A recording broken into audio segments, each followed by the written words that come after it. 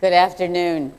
I've had a wonderful time at the MaD conference. I hope all of you have been as inspired by what you've done in the last 3 days as I've been inspired in the very brief time since I've been in Hong Kong. I arrived late last night, was so excited. This is my third time in Hong Kong, so excited to be back. And now I'm going to be talking just for the next 20 minutes about learning the future together. But first learning how to, there we go. Humanities' fourth information age. I talked about this a little bit at the session earlier today. You at the MaD conference are the first generation to come of age in humanities' fourth great information age.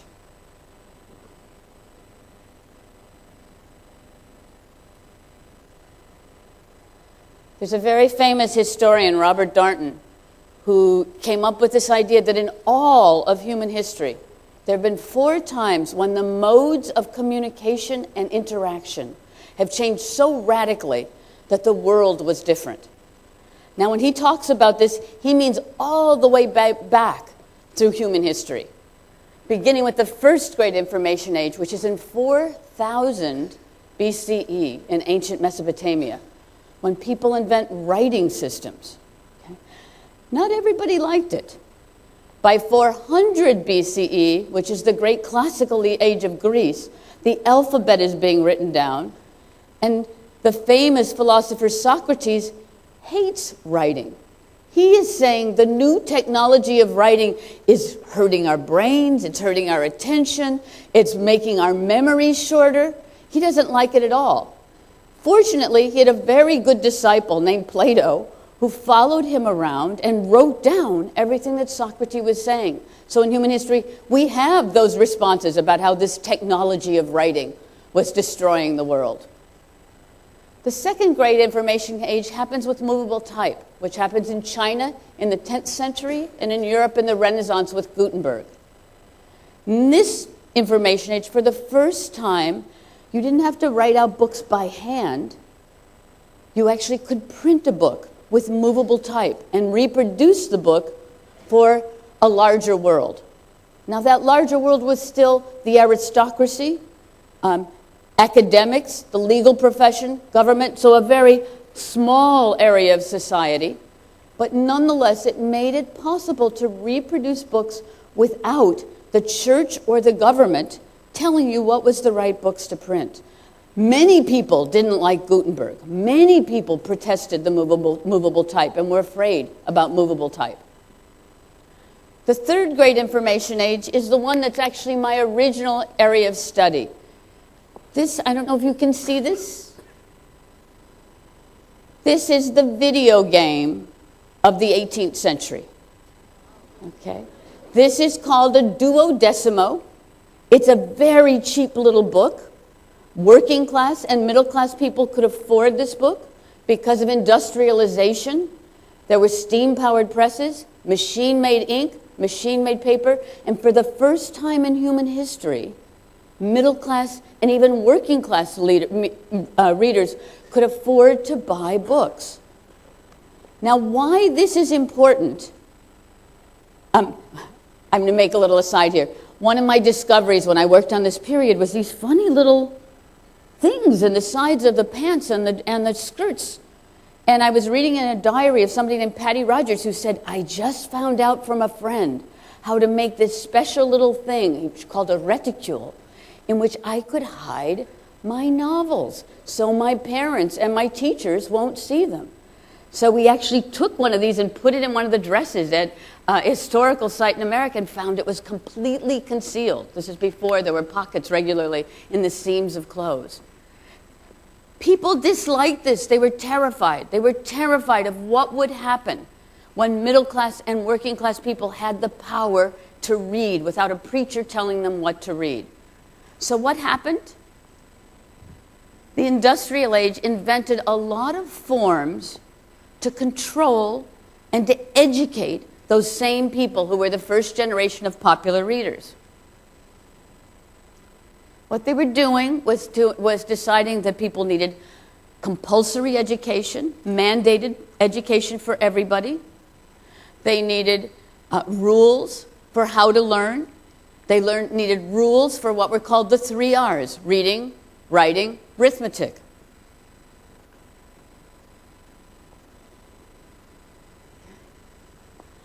A media theorist named Clay Shirky likes to say, institutions tend to preserve the problems they were designed to solve.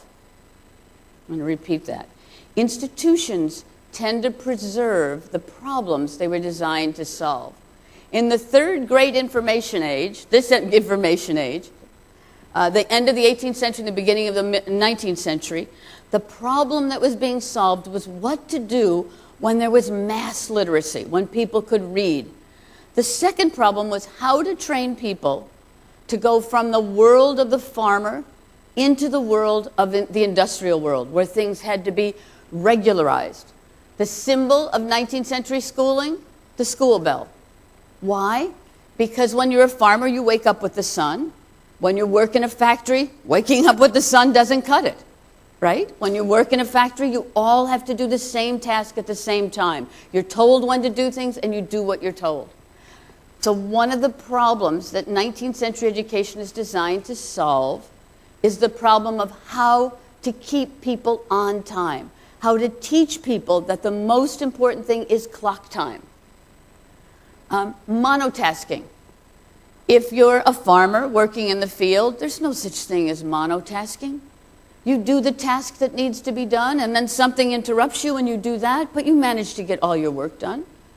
In the industrial age, that's not good enough.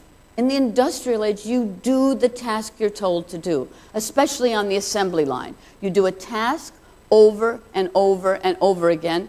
Somebody else on the line does a different task over and over and over again, and the whole process gets repeated. So one of the things 19th century schooling does is trains people to task.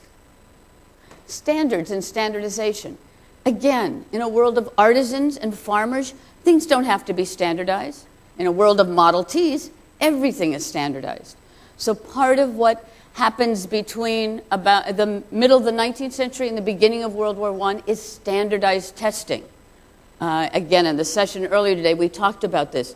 The multiple choice test that now rules so much of all of our lives is actually invented in 1914 to deal with a crisis that happened in 1914, which was immigrants coming into America at a huge number, a need for secondary education, and a war was on. Men were at war, women were in the factories, there were no teachers, so standardized education is invented through the multiple choice test for efficiency, because efficiency is another one of the important words of the industrial age.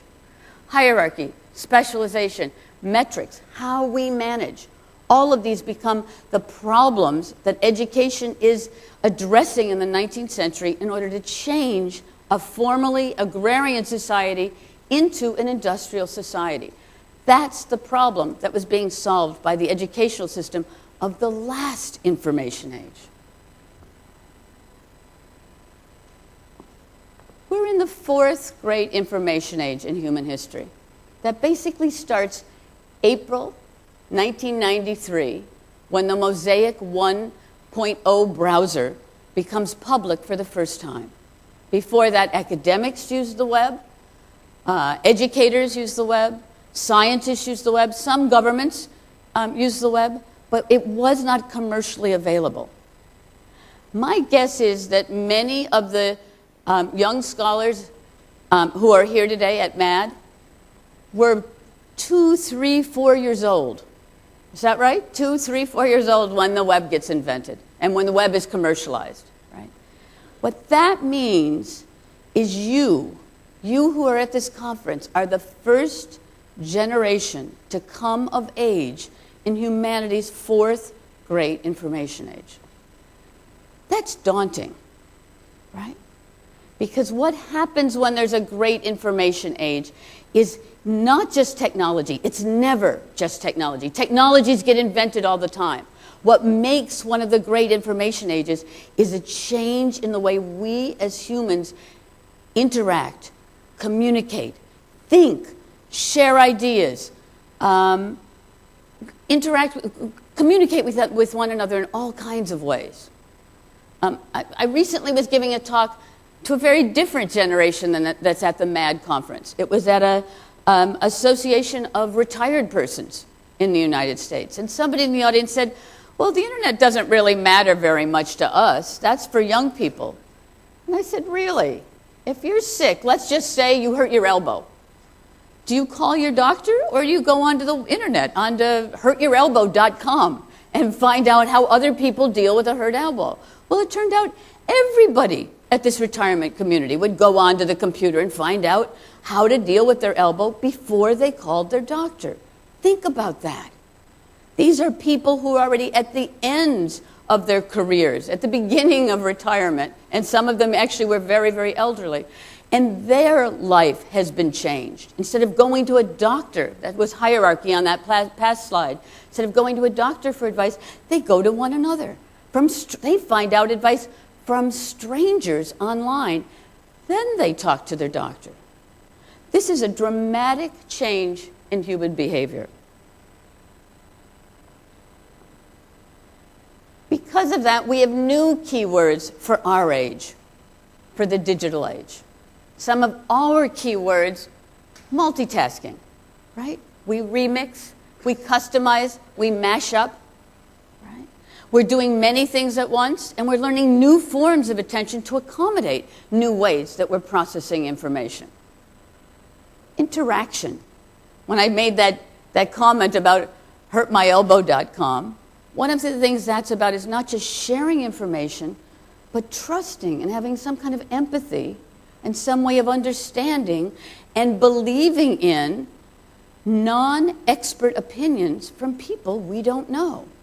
That's a very interesting idea of humanity. It used to be thought the only people you trusted were people in your village, or people in your clan, or people in your tribe, people in your community. What is the community of the World Wide Web, right? It's all of you in this audience, but all of you are connected to another audience that's out there, and that can be anything. Some of you might be tweeting right now. Who is the audience of the tweet? Our community extends hugely through the world. Collaboration. How do we work productively together, right? We've had 100 years training in how to exceed and excel at the timed standardized test.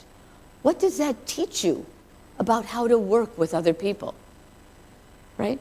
When you're a little tiny child, you're told to play well with others. That's a big value, play well with others. Then you get into school and you're immediately told where you rank against everybody else, right? Then you go out into the workforce, and what do they tell you in the workforce? Play well with others, right? Does that mean we have to cancel 12 or 20 years of schooling to learn how to succeed in a workplace that is about collaboration? One of the things I've been doing this year is giving lots of talks to educators and to businesses. Interestingly, it's the businesses that say, please change the education system, not just in the United States, but worldwide. Please change the education system, because it's hard for us to get our smartest students, our smartest new employees out of the mentality that somebody's going to be giving them an A, and get them into the mentality that they have to figure out what their own workflow is going to be. They're going to have to work well with others. They're going to have to admit what they don't do well so they can find a collaborator who does that better and can work with them. Blended skills. Used to be thought there was a difference between hard skills like math and science and so-called soft skills like social science, knowing the human value of work. Then somebody named Steve Jobs, have you heard of him in Asia? Steve Jobs came along and said, computers aren't about technology. The World Wide Web, computation, the world we live in, is about stuff that's integrated into our lives, right? As you all know, Steve Jobs said it was calligraphy, first learning ancient Chinese calligraphy and then various forms of Western calligraphy, that made him reinvent the computer into a beloved object. I don't know any other businessman in the world who has died and been treated like a saint when he died, right? I mean, his death, people mourned his death. Why? We don't want computers to go back to those ugly old things. We love the beauty of computers, but also the way computers are integrated into our lives, right? We've come to depend on them in an incredibly interesting way. It was Steve Jobs that said, technology is not enough, right? What matters for the 21st century is not the division of the humanities and the social sciences and the arts on the one hand from science and business. That's the old way. That's an old-fashioned way. What's needed now is a way where you integrate all of those things together. Right? Data mining, visualization, big data. Every time we go on the computer, every time, we are giving somebody else data. One of the cliches of the computer is if it's for free, you're not the consumer, you're the product being consumed. Okay? What that means is if you go onto a computer, you're giving somebody, probably Google or the equivalent of Google, information about your interests, when you use the computer, how you use the computer, what things you look for in the computer, and all of that is being packaged and sold to somebody else. Okay? Where in our educational system do we teach kids about that role where they themselves, by their actions, are data that's being sold to other people to be sold, but to be sold back to you as products? Okay? Where do we teach kids other versions of the 21st century literacies that are about privacy, security, intellectual property, all of those issues? And most of all, where do we teach kids how to think about the new ways we can know the world because there's so much information available? What I hope the last 3 days have been is a real sense of both challenge and responsibility for those of you who are the first generation to be coming of age in humanity's fourth great information age. There are many, many aspects of that challenge and responsibility, but some I'd like to talk about just very briefly are one, the global, what it means to be part of a global world. The old information age, the last information age, comes into its big ascendancy and is concretized and formalized in the 1890s, just as America is becoming a superpower. I'm convinced if anybody is going to inherit and be the leaders of this information age, it's Asia right now. That Asia's special place in the world gives Asia a chance to reinvent education and the workplace in the same way that America did in the 19th century. That's not going to happen overnight. It never does. As a historian of technology, which is my main field, one thing I know is in the first generation, people are a little crazy about new technologies, right? They're like Socrates saying, oh, this is going to destroy our memory. It's going to destroy attention. It will make us impersonal. It will make us shallow. It will make us silly. It will make us naive.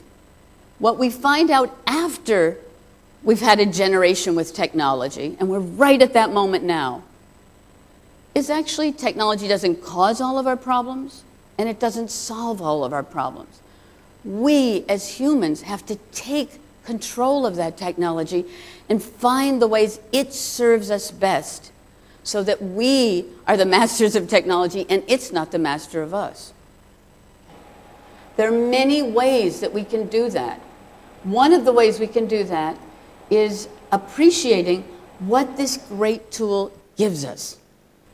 The ability to have an idea and communicate an idea without an editor telling us what to do. So the big revolution of the last information age was books made available to the public for the first time because they were cheap. Now we live in a world where anybody can basically publish one of these little books, right? Anyone with access to a computer can publish a book. What does that mean about the quality of information in the world? What is our responsibility as the makers of the equivalent of these little books for what we contribute to the world? How are we doing this? What is the purpose? Another fact is this is published by a printer and it goes to one reader. Sometimes readers read aloud to maybe 20 readers, but it's still basically solitary. When I publish now, and I blog almost every day, when I blog now, anybody can be reading that. Anybody can be responding. What is our role as compassionate, empathic, and diverse people in trying to understand some of the things that we learn as we browse the web? Not everything on the web is wonderful. What is our job? What is our responsibility? We think we know what school and work are. We don't. We know the last 100 years of school and work. The question, and I hope everyone leaves with today, is how should we rethink school and work for the digital age? You are the people that will do that. This is your era. You've come ahead and come of age in this era. We need you. We need your pragmatism. We need your empathy. We need your compassion. We need your collaboration to make this not only a better digital age, but a better world. Thank you very, very much.